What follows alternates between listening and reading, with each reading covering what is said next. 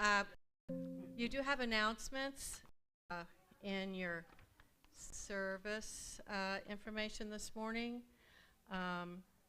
Share the plate is for February. We'll mention that again, but it's for the roadside pantry. And the winter donation drive, that also, winter, not winter, that is also in here with QR code. So please look at that and what you can do to help our donation drive. And are there any other announcements? I thought so. Miss Jane, come on.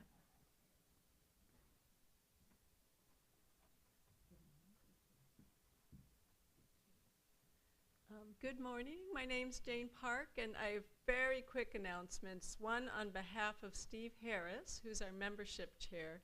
If there's anyone here who did one of the new UU looking at joining kind of sessions but didn't do the other, come find me after the service and we'll figure out how to get that complete.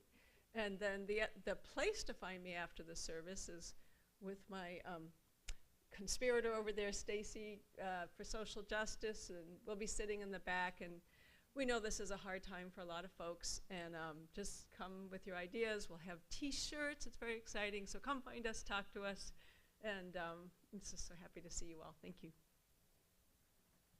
Thank you, Jane.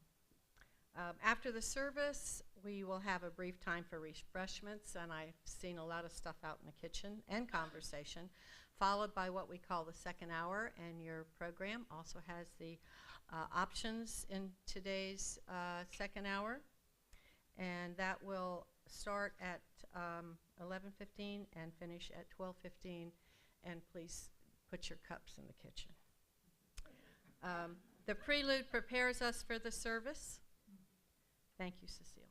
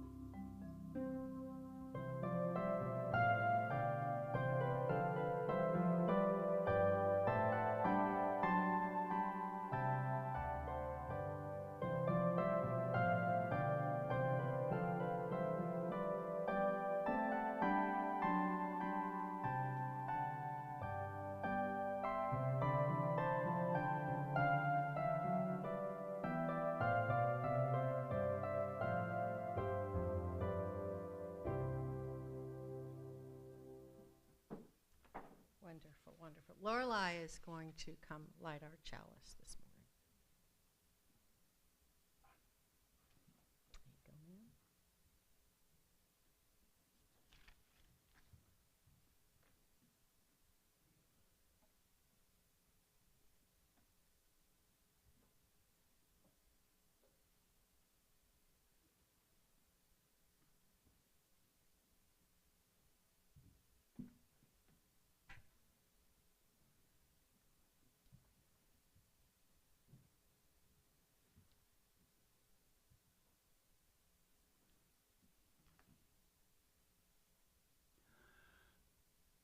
Look to this day, for its life, the very life of life. In its brief course lie all the verities and realities of your existence. The bliss of growth, the flow of action, the splendor of beauty. For yesterday is but a dream, and tomorrow is only a vision.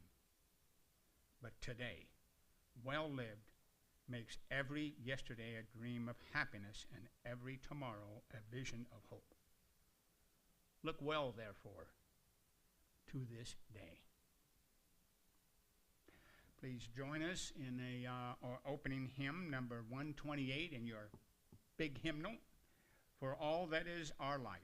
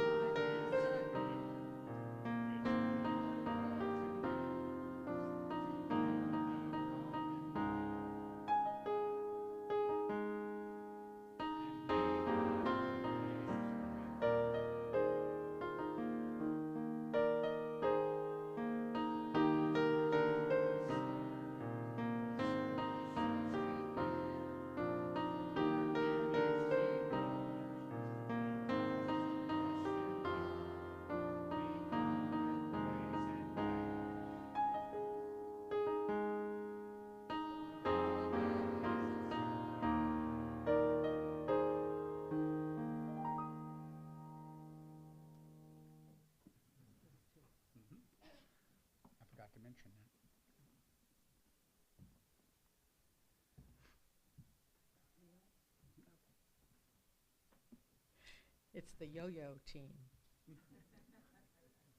Time for all ages. Okay. Amy Weisberg is going to, she's got a special thing here for today. So. Come on up, kids. Okay, Don't be shy. so you can come up. So everybody knows the story of stone soup, right? Of course you know that. Yes, naturally. Somebody comes in a village and they're hungry and everybody's hungry and everybody hoarding their vegetables. And the person takes a big pot and puts a stone in it, and then everybody puts a little bit in, and then they have soup, right? Okay, I'm going to tell you a different story. Once upon a time, there was you don't come up with soup. There was a bunch of people, I don't know how many, because it was before I was here, in Fort Walton Beach, and they would get together, but maybe they got together in somebody's house, and maybe they got together somewhere, I don't know, and they said, wouldn't it be nice if we had a place we could all get together and then invite more people? And they didn't know how to do that. So one person said, well, I can put some money in the pot, and then we can rent a place for a couple of months. And then another person said, he's almost soup, said, well, I don't have a lot, but I can put a little bit of money in the pot, and then we can, print up a program and advertise. And another person said, well, I put a little bit of money in the pot.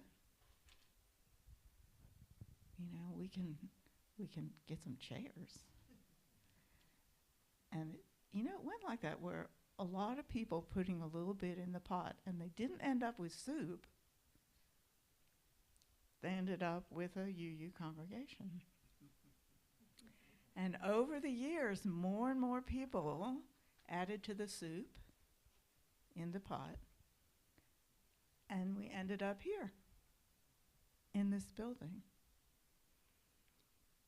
But we still need more soup. So somebody says, well, I can put some money in the pot, and guess what? All of a sudden, we can pay the water bill. And somebody else says, I can just put a few dollars in, but that'll help us get the grass cut. And somebody else said, I got a little bit of money here that I'm not doing anything with, and throws it into the soup, and it says, we can pay the power bill for the whole year. And somebody else says, we live in Florida and there's a lot of critters around. I can put some money in the pot, in the soup, and we can keep the mice out.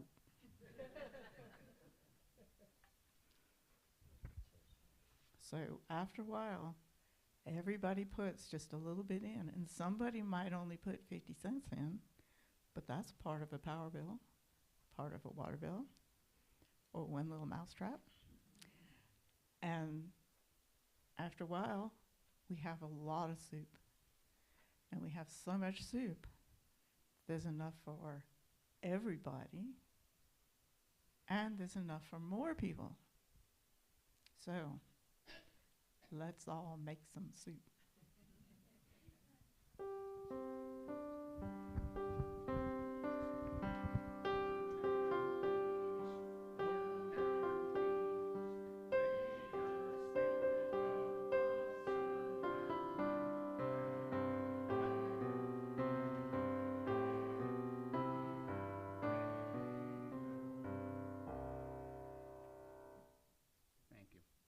Neat story, neat story. You'll notice we have mentioned giving a bit once or twice, 3, 4, 5. Stand by. But now we step into our time for sharing of joys and concerns. You're invited to briefly share events in your life so you may support and celebrate. We may support and celebrate together. Please share if it's with someone else, if you have their permission or you know that it's okay. And we have the Wi-Fi off so it's not on display. So please come up, drop a coin in if you wish, a stone in.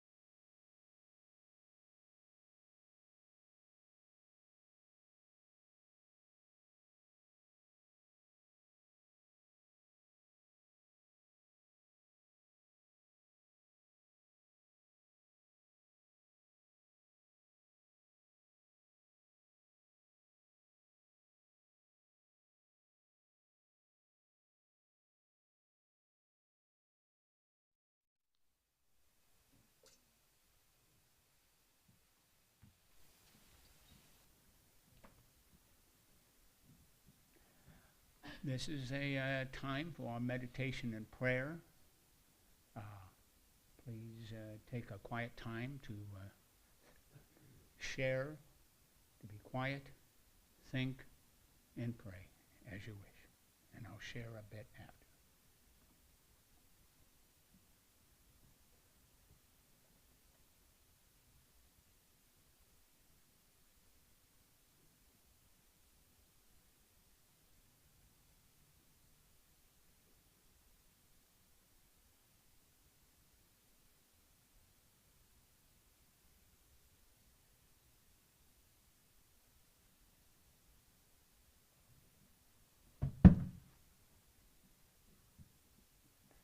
Catch everybody's attention.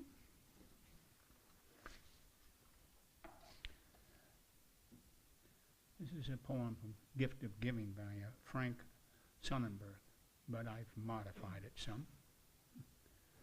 Give out of love, not obligation.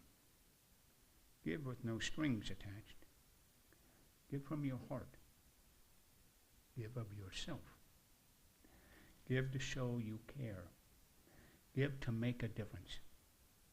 Give because it has meaning to you. Give from your abundance. Give a little if you cannot give a lot.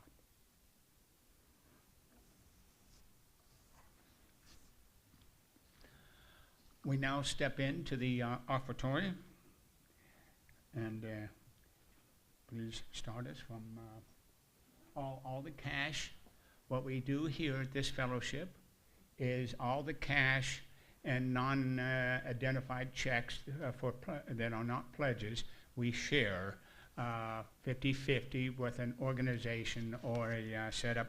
This month, we are sharing with our own UUFEC food pantry. And we're using that to continue to put food out front. And during this time, it has really been used a lot. So just, this is an important time. Thank you.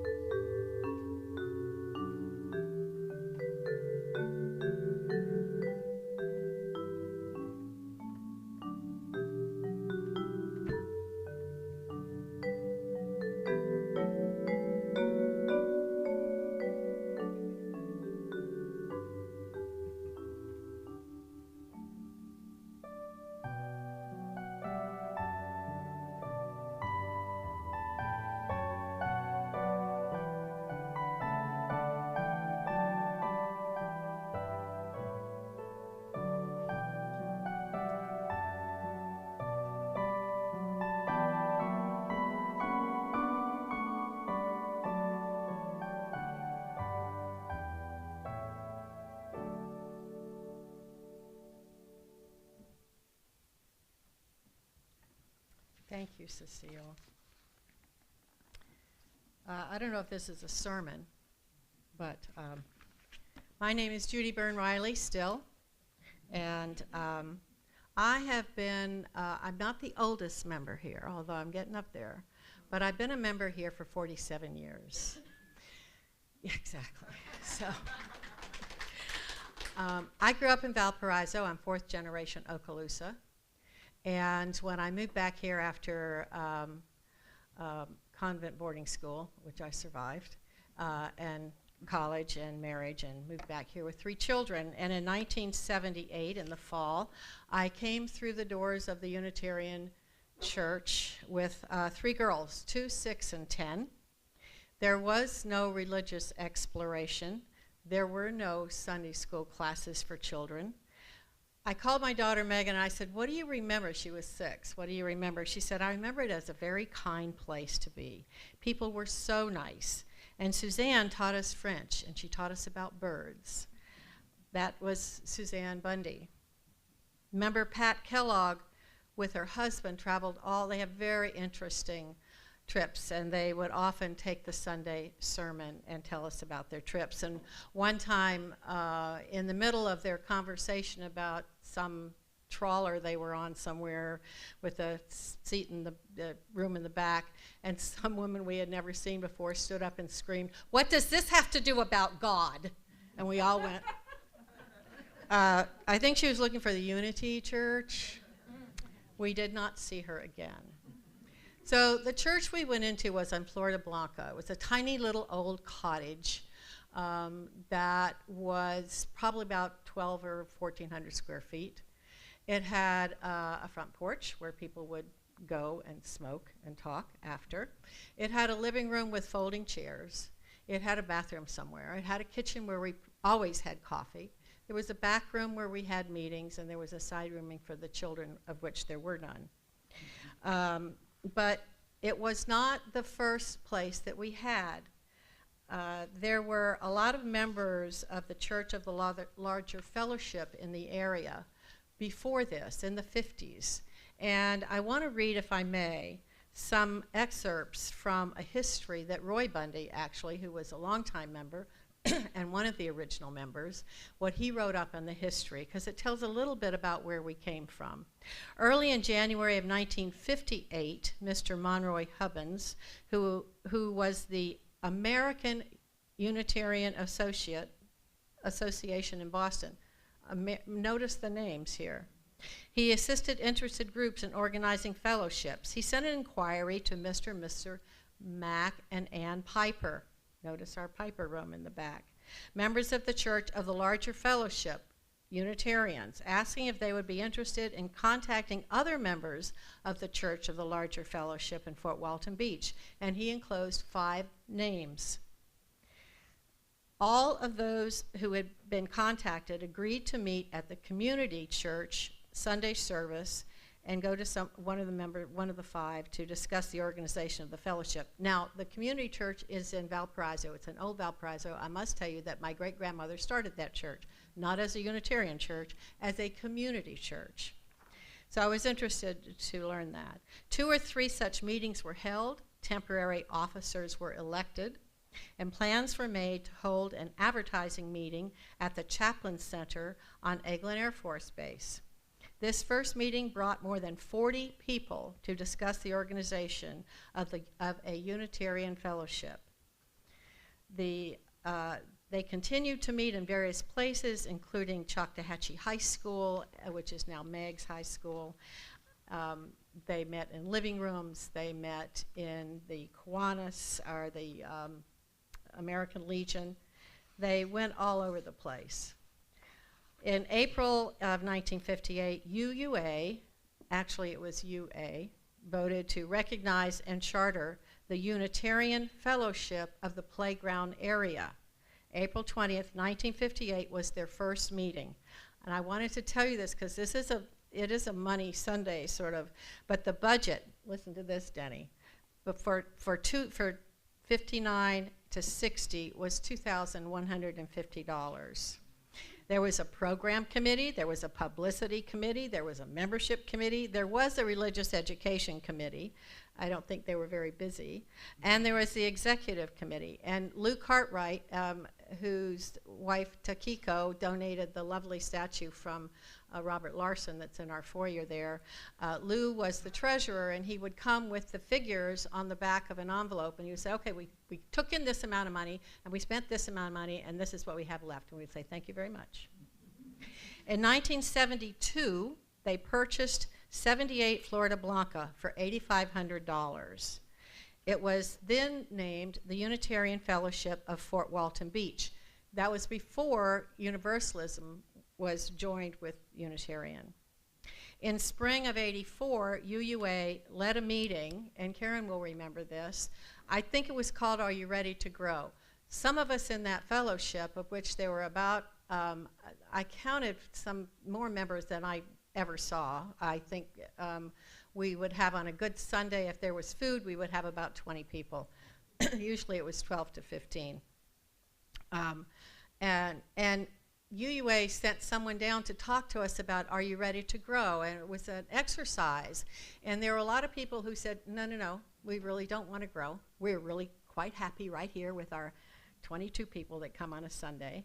But some of us won out, and there was a vote, and we voted yes, that we would like to grow. So we sold, now remember, we bought it for $8,500. We sold Florida Blanca for $16,000. With that $16,000 and with a sale of $35,000 to members of bonds, which if I remember, a very good rate, because I bought some for my daughters and they paid it off early, and I was not happy. The interest rate was really very good. So we bought 204G Carmel Drive at $66,000. That house, for those of you who were at Carmel Drive, and I think there were a lot of us who were there, it had a huge front yard for parking. It had a backyard, which I say would be great for a pool, but that never got done. It had a fireplace in the living room, which was our sanctuary. It had a great kitchen. We had a lot of good times, there. We had Michael Cedar was our minister that came there. We had Powers McLeod came on a monthly basis. He was a Methodist minister from Pensacola. Always brought a good crowd. He was an excellent speaker. And Don Hawkins' dad was there on a regular basis. And it was the first time we had any sort of a regular minister with Michael Cedar. We shared him with the congregation in Pensacola. And he would come over. He was from New Orleans. It was a good place to grow. It was a good place for us to have our fellowship.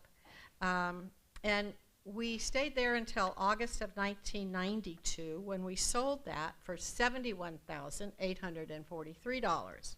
And we bought here. We came here.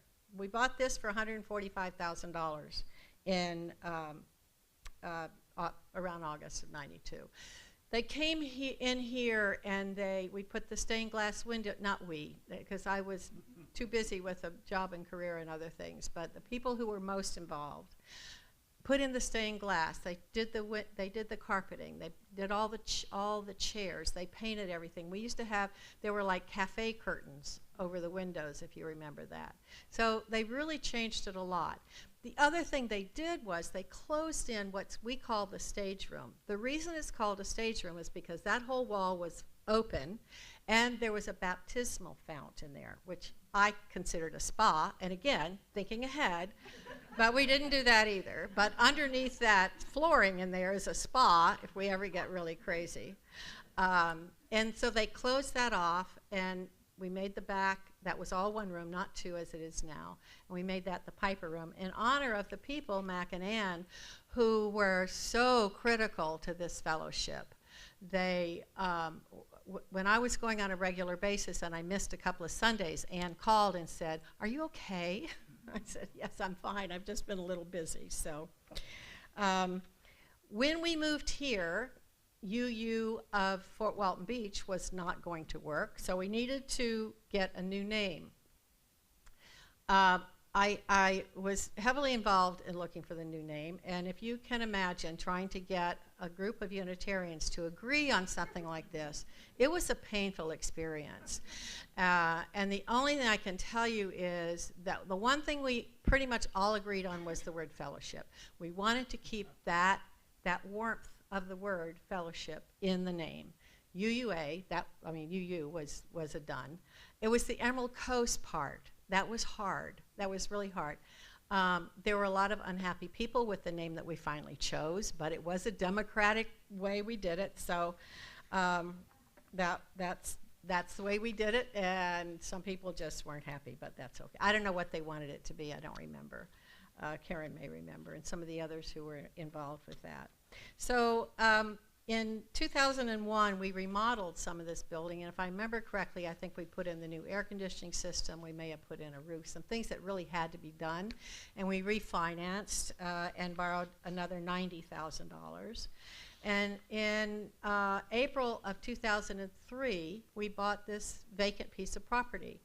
I happen to know someone for the company that owned it, that I worked for at the time. So we got a really, really good deal. And so that now, when you look at what we have and where we've come from 1958, we have this incredible building with lots of room. We have some expansion area if we ever choose to do it. I know how I would do it, but that's Unitarian, so who knows how, if it gets done. And we now, according to the tax rolls, we have a building and property worth $648,506. However, we still need to pay our electrical bill, which Denny will get to in a little bit later. I do want to tell you that in looking through some of the historical information to prepare for today and trying to go in and get some of the prices and stuff, I pulled out some picture books back there, and there's one that has us when we moved from Carmel Drive to here, and it's really interesting to see, and you'll recognize a lot of the people. The other thing that I found is the sign that was on Florida Blanca, which is also back there on that table. So I think it says, what does it say, Mike? Unitarian Fellowship, Unitarian,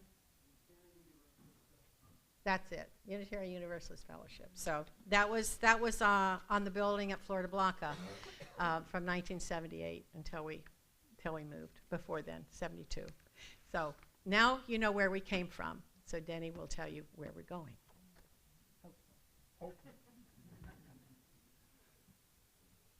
Hi, I'm Denny. Yeah, it's right there. And I'm your treasurer. Did it say me where I was up there? No, it didn't. I didn't put that up for you. I'm going to, so I don't have to keep looking back, I'm just going to look at it.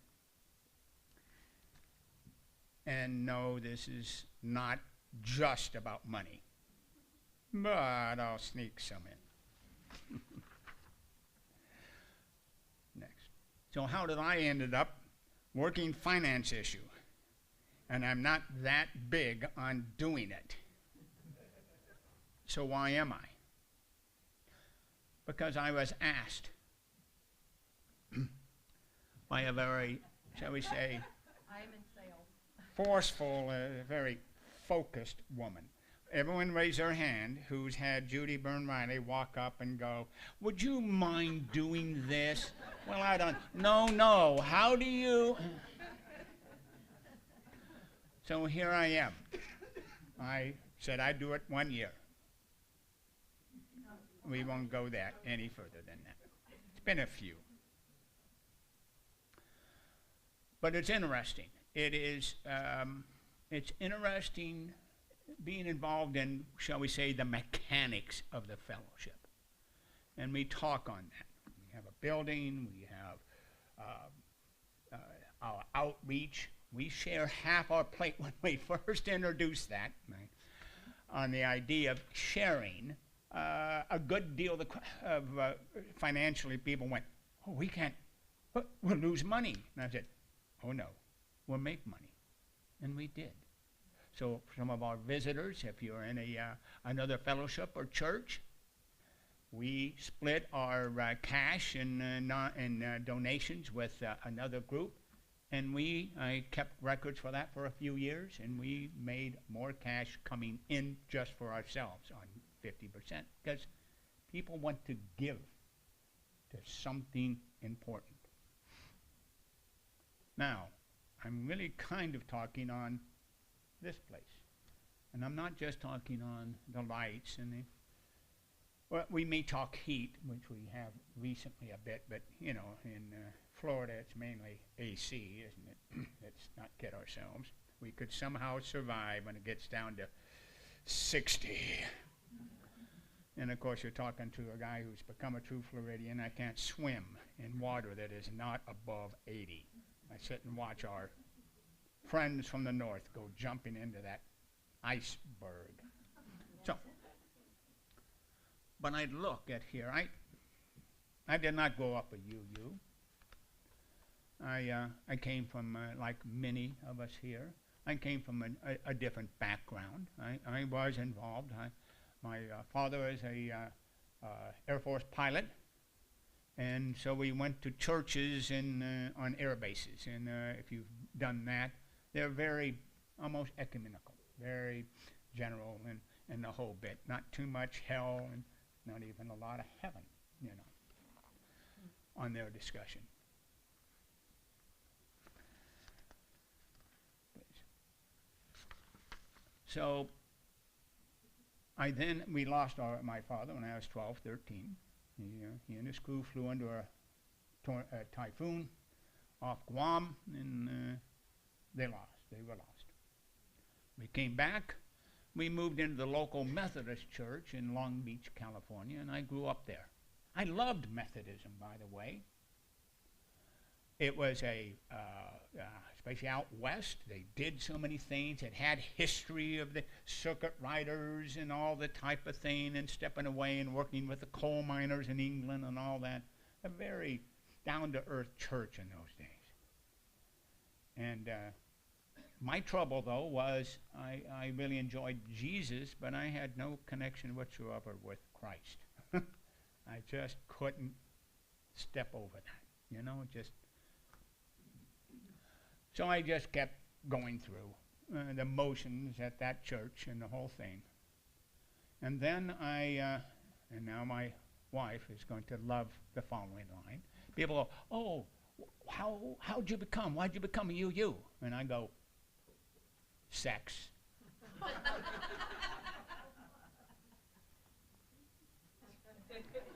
She brought me here.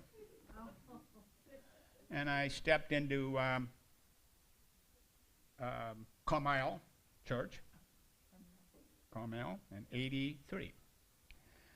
And realized I had, like so many of us,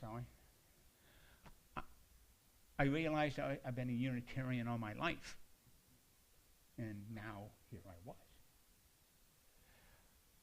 But, and when I talk on, oh, I love our community, I come here and I get refreshed. I mean, it gives me strength to face the rest of the week, especially what's going on recently. We won't go there. Not a lot. But it really helps me. But it also changed me a good deal. Being a military officer, I was focused on a different approach, shall we say. And I loved Unitarianism because Unitarianism was science and fact and rational and the whole bit, and I just loved that. And it fit into what I already was.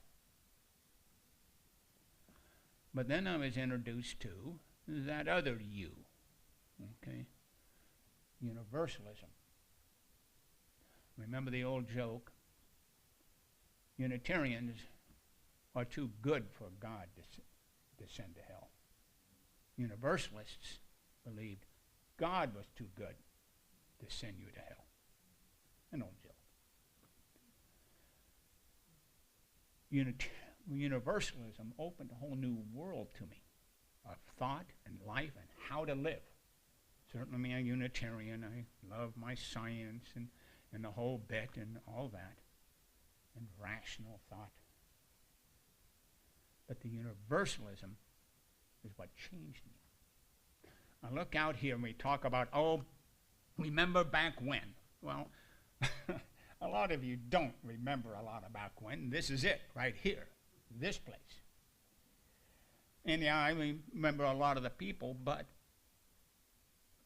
I see you, and you're my community. I love thinking back at our older members and our previous members. It was a lovely time. Loved them. But this is what gives me strength, our community. So you know where I'm leading me. You know, I'm talking on my journey and everything else. And now, let me sneak this in and show you our planned budget. Okay? We got, there's to the right is what we have for this year, and there's the new budget we're shooting for. We expect to, we're going to need about $135,000. And pledging is going to be $125,000. That's an increase, 10%. So that's what we're going to be asking is, let's take a look. Everybody, please look at what you're giving and what you can increase and jump up to. No big changes from what we're doing, except for one, and that is hiring a new minister. Right now we're looking at third time. We may be able to expand that. We're going to share a minister with Panama City, so that gives us more time for a minister. You know, vice going, geez, I'd like to move down here, live here, and we'll give you 1/3. And of course, when a minister takes on 1/3, of course, it's always more time. You know that.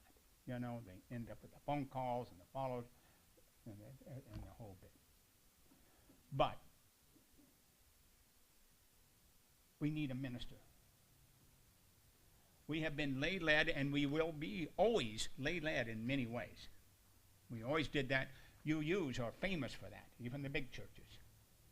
It is our church. We're not owned by the UUA itself. The minister itself is our minister, but our board and our members are responsible for everything and all of it. And that's the way it has always been. So a few Sundays ago, we talked on getting more involved. We got a lot of people signing up. That's great. Now we're talking on out and out hard cash. Next, please.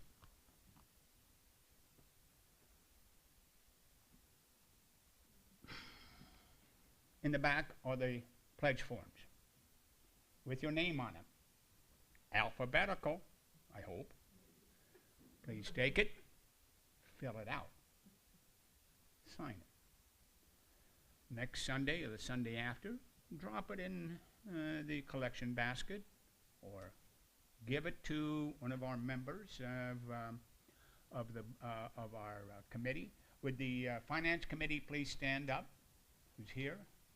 Bill White, Amy Weisberg, myself. Trudy can stand up. Trudy. I know, but you have that on. You have it. Thank you. Please, you can hand it to them. You can mail it back. But we need a form of some type. Now I'll get a little tacky. Remind everyone, years ago we passed one of our rules to be a member, and that is, to be a member, you need to pledge. But there is no minimum to pledge. Next time. There's also no maximum. We didn't put a maximum. Oh no, don't give above that. Gets tacky if you give more than that. No, I love tacky people. But the point really is to be connected. We've had members who have been financially in deep, deep issues. And they pledged $100 or $10. Just an amount. Just for it. The other reason we did this was, at that time I was involved, was it'd be interesting to know who was really members. Has anyone ever worked on that, of committees for membership and all that? Oh no, I saw them 6 months ago. They'll be coming. We didn't, we ended up with hundreds of people on the list, and I'd say 25% of them had quit attending. But oh no, they said they want to attend someday. Well, this kind of changed it. Okay, so that's really the reason we came up with this, not to gain money. The treasurer says. He moved his lips even saying that. So this is the pledge time. I'd like everyone to return it by 16 March, because after that we start putting together the final budget. And we don't want to modify the budget and then have money coming in later on. Does that make sense? Because in late April, you're going to vote to put the pledge together. Our year starts 1 May for some unknown reason and goes until end of April. We won't even go through the history of how we did that. Yep, 27 April will be our meeting and that we pass the pledge. We are in good financial shape. Some people go, oh no, never tell people how much money you have, because then they go, oh, I won't give.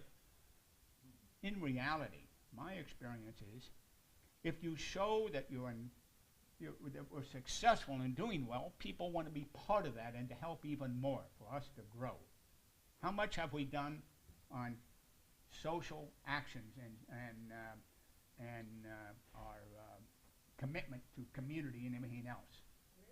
We have really reached out, not just our sharing, but our organization and what we're helping and stepping out on. Our RE program, I look it over Amy, who does a great deal in our RE program. We've expanded. Our kids are active. We have a very good program. But it takes money. We need to buy the programs for the RE programs. We need financial support to support our community and step out as UUAs.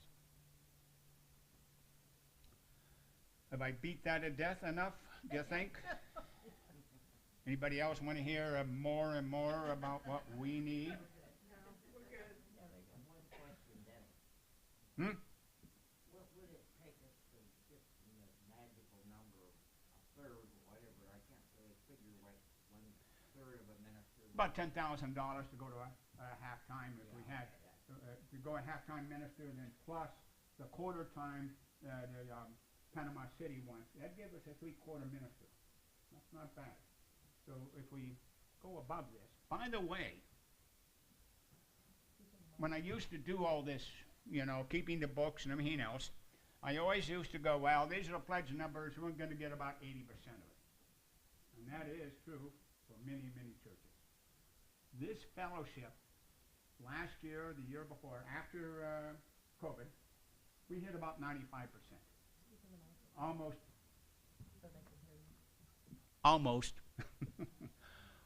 100%. I mean, it is 100%, 90-something percent. That's 100%. Okay? It's a giving fellowship. Come join in on that. I see my time is starting to go. Do I have anything else over there? Flip through. That's it. Okay.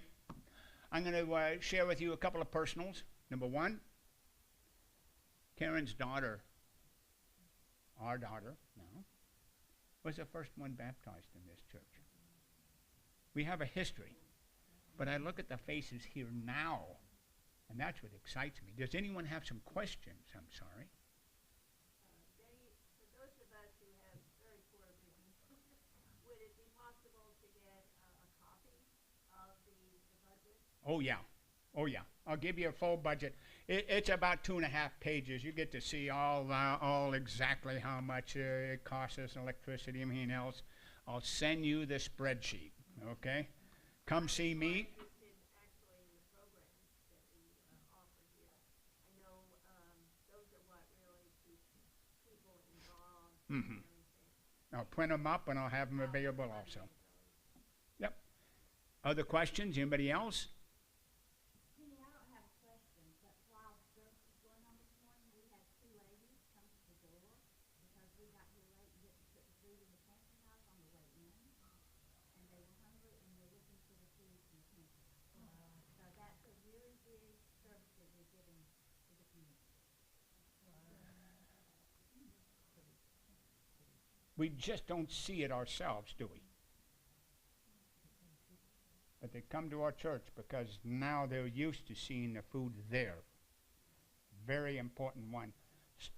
Now, we've done it on and off, but our strong ones who kept this going are the whites. Please, Bill and Kathy.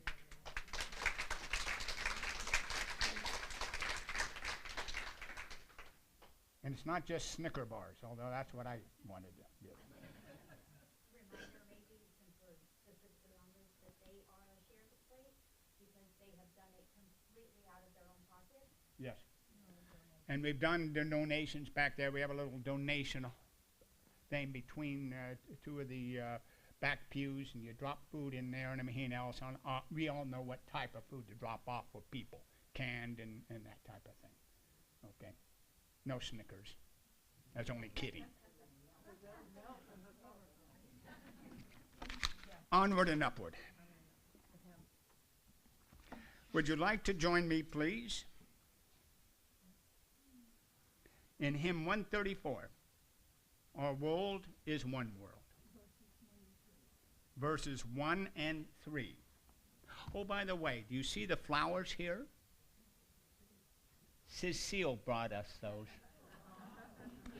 134.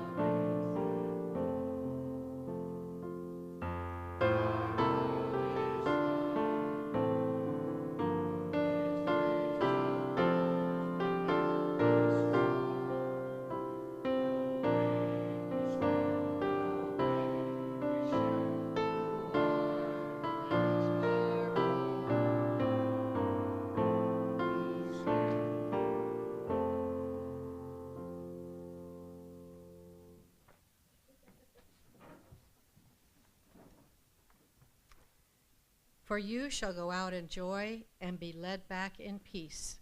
The mountains and the hills before you shall burst into song, and all the trees of the field shall clap their hands.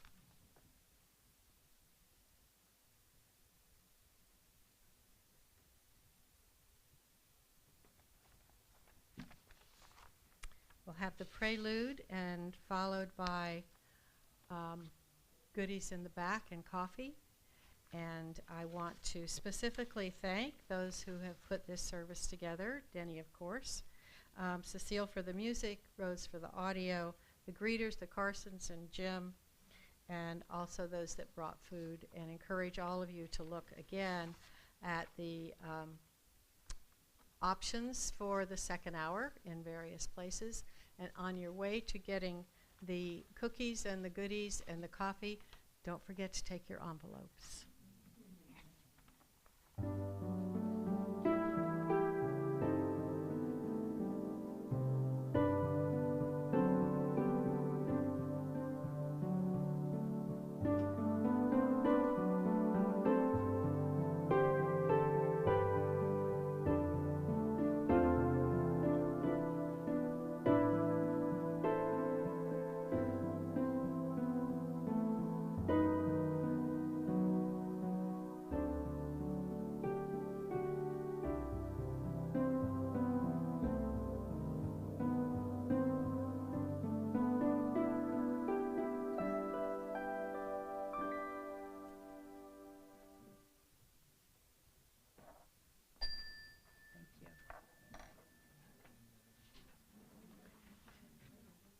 Pick up on it. That was good.